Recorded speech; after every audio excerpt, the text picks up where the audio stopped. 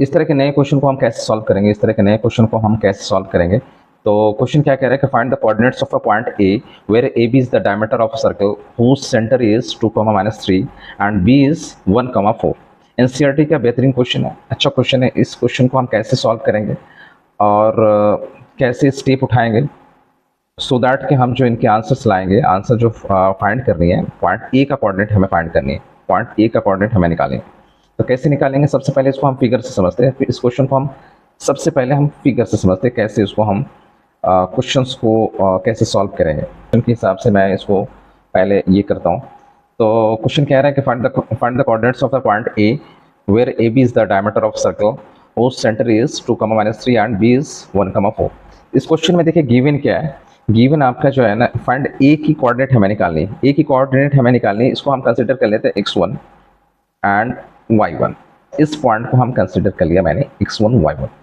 और ये जो b पॉइंट है, ये आपका देखें, ये डायमीटर जो ये जो ए बी है ना, इस सर्कल का डायमीटर है।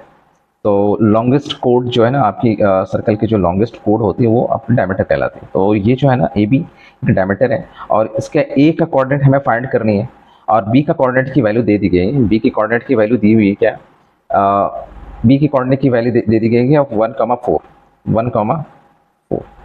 दैट मीन्स इसको अगर हम कंसिडर करते हैं x2 y2, इसको अगर हम कंसिडर कर लेते हैं x2 y2, x1 y1 की वैल्यू हमें फाइंड करनी है। x2 y2 की वैल्यू दी हुई है, x1 की वैल्यू है 1, एक y2 की वैल्यू x2 की वैल्यू 1 है, y2 की वैल्यू 4 है। और भी चीज़ें दी हुई हैं क्वेश्चन में, देखें ये सेंटर की वैल्यू, सेंटर का कोऑर्डिनेट की वैल्यू दे दिया गया। सेंटर को अगर हमने O कंसिडर किया, इसकी वैल्यू दे दी गई 2, -3। ये जो है सेंटर की कोऑर्डिनेट की वैल्यू दे दी गई।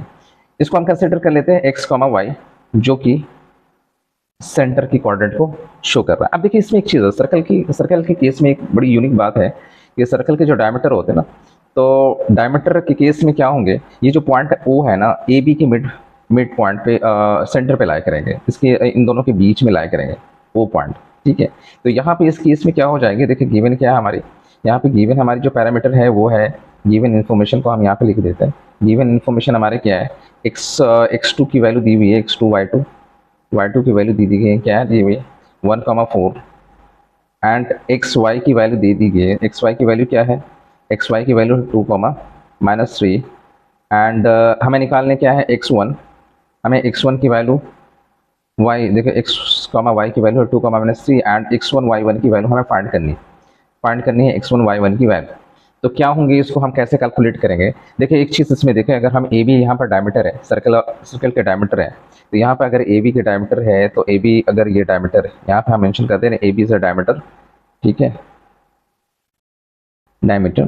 तो डायमीटर के केस में क्या है, इस फिगर को जरा गौर से देखें, इस फिगर को जरा गौर से देखें। ए बी जो है ना, यहाँ पे ओ ए एंड ओ बी जो है ना, वो आपकी रेडियस कहलाएंगे। तो दोनों की वैल्यू आपकी सेम है, तो उस केस में क्या होंगी, ओ पॉइंट का आपके बीच में लाया करेंगे। तो सेक्शन फार्मूला का हम यहाँ पे इस्तेमाल करके हमें क्या फाइंड करनी है, एक ए कोऑर्डिनेट की वैल्यू फाइंड करनी है। कैसे करेंगे, जरा गौर से देखें यहाँ पे कैसे कैलकुलेट करते हैं।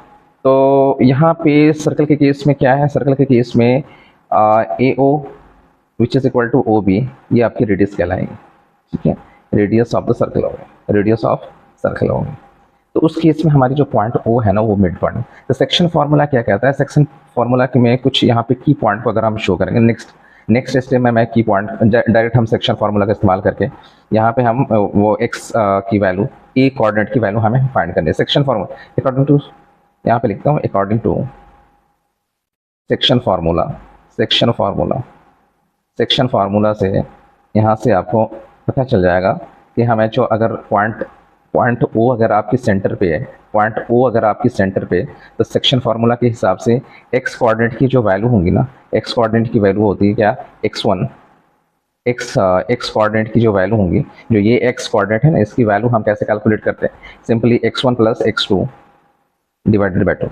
ये फार्मूला है कैलकुलेट करने के लिए x कोऑर्डिनेट, ठीक है। तो यहाँ से इस फार्मूला का इस्तेमाल करके हम फाइंड करते हैं। x कोऑर्डिनेट देखिए क्या है, यहाँ पे x कोऑर्डिनेट की वैल्यू दी हुई है 2, तो यहाँ पे हम सिंपली वैल्यूज को पुट करेंगे। 2, x1 की वैल्यू क्या है, x1 हमें निकालनी है, और x2 की वैल्यू क्या है, x2 की वैल्यू हमें दे रखा है 1। तो x1 की वैल्यू हमें फाइंड करनी है।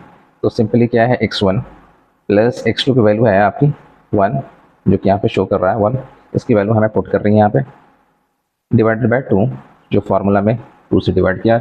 इसको क्रॉस मल्टीप्लिकेशन करके इसके जो रिजल्ट आएंगे देखें, इसको 4 which is equal to x1 plus 1, तो यहाँ से हम x1 की वैल्यू सिंपली फाइंड कर सकते हैं। x1 की वैल्यू हो जाएंगे 4 माइनस 1, एंड फाइनली जो वैल्यू आएंगी वो, सॉरी देखिए यहाँ पर x1 की जो वैल्यू आपकी निकल कर आई, x1 की वैल्यू क्या निकल कर आई, तो इसको आप लेफ़्ट राइट करेंगे, तो जो चीज़ें आपकी राइट में उसको लेफ्ट की तरफ लेकर के जाएंगे, तो वैल्यू आपकी 4 माइनस 1 इक्वल्स क्या हो जाएंगे 3।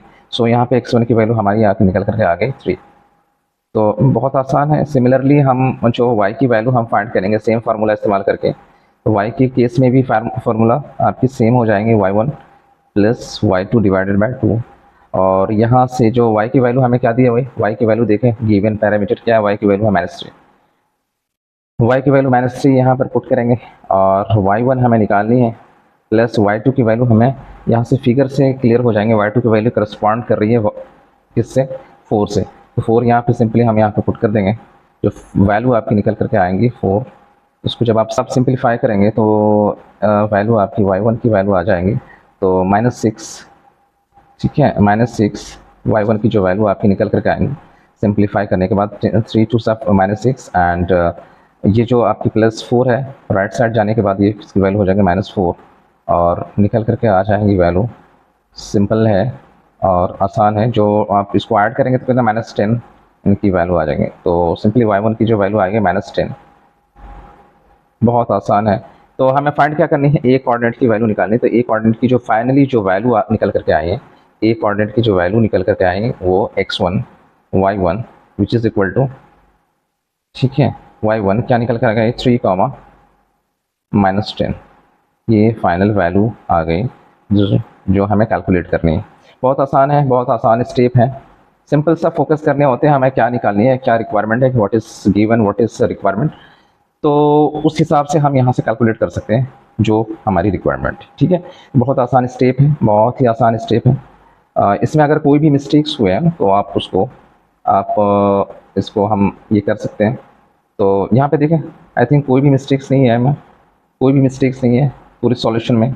अगर किसी तरह की मिस्टेक्स हैं तो कमेंट्स में ज़रूर बताएं, उसको मैं करेक्ट कर सकता हूँ। तो ये आज की वीडियो में ये हो गया। अब इसके बाद में इसके की पॉइंट्स के बारे में हम डिस्कस करेंगे, इसकी की पॉइंट्स क्या है। डिस्कस यहाँ पर डायरेक्टली मैं कर दे रहा हूँ, यहाँ पे जो की पॉइंट्स हैं ये है, अगर कोई पॉइंट आपकी मिडिल में है, स्ट्रेट लाइन है, स्ट्रेट लाइन है, अगर कोई स्ट्रेट लाइन है, की पॉइंट देखें यहाँ पर, अगर हम की पॉइंट के बारे में डिस्कस करेंगे तो यहाँ पे की पॉइंट हमारे निकल करके आएँ। देखिए की पॉइंट क्या है यहाँ पे, कि अगर कोई भी स्ट्रेट लाइन है, एक ही कोऑर्डिनेट दी हुई है x1 y1, और बी पॉइंट की कोऑर्डिनेट दिए हुआ है x2 y2, ठीक है, x2 y2, और हमें अगर कोई भी पॉइंट आपकी मिडिल में लाई कर रहा हो, या मिडिल इस लाइन को अगर क्या कहते हैं बाइसेक्ट कर रहा हो, इक्वल डिस्टेंस पे अगर को अगर बाइसेक्ट कर रहा हो, उस केस में वो जो पॉइंट होंगे वो मिडिल में लाई करेंगे, ठीक है, मिडिल में लाई करेंगी, दैट उस मिडिल में लाई करेंगे। तो उस मिडिल पॉइंट की जो कोऑर्डिनेट अगर आपको कैलकुलेट करनी है, सिंपल सा फार्मूला होता है, x की वैल्यू होता है x1 और x2 डिवाइडेड बाय 2, और y कोऑर्डिनेट की जो वैल्यू होती है y1 plus y2 divided by 2। ये की पॉइंट है किसी भी मिडिल पॉइंट की कोऑर्डिनेट को फाइंड करने की। इसमें जो भी अननोन पैरामीटर्स होंगे, चाहे ए पॉइंट के अननोन पैरामीटर्स हैं और ये दोनों पैरामीटर्स गिवन है, तो सिंपल ये इस सेक्शन फार्मूला का इस्तेमाल करके हम फाइंड कर सकते हैं, कोऑर्डिनेट्स की वैल्यू हम कैलकुलेट कर सकते हैं। ये की पॉइंट्स हैं।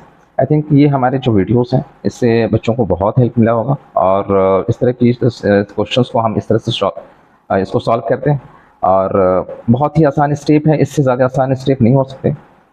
और बच्चे मैं तो कहूँगा कि आप इसको प्रैक्टिस ज़्यादा से ज़्यादा करें, ताकि आप एग्ज़ाम में इस तरह के क्वेश्चन को आप फेस कर सकें। ये एनसीईआरटी का वेरी इंपॉर्टेंट क्वेश्चन है, इसको प्रैक्टिस करें। बहुत ही इंपॉर्टेंट क्वेश्चन है, बहुत इंपॉर्टेंट क्वेश्चन है ये एनसीईआरटी के, बहुत इंपॉर्टेंट क्वेश्चन, इसको आप प्रैक्टिस करें, और ज़्यादातर कोशिश करें कि फिगर बना करके क्वेश्चन को जब आप सॉल्व करेंगे तो आसानी होंगी उसकी कैलकुलेशन स्टेप्स को फॉलो करने में। अदरवाइज कन्फ्यूजन होंगी कि हम कौन से पैरामीटर ले रहे हैं, कि x1 क्या है, हमारी x2 क्या है, और y1 क्या है, y2 क्या है, इस तरह के पैरामीटर लेने में आसानी होती है।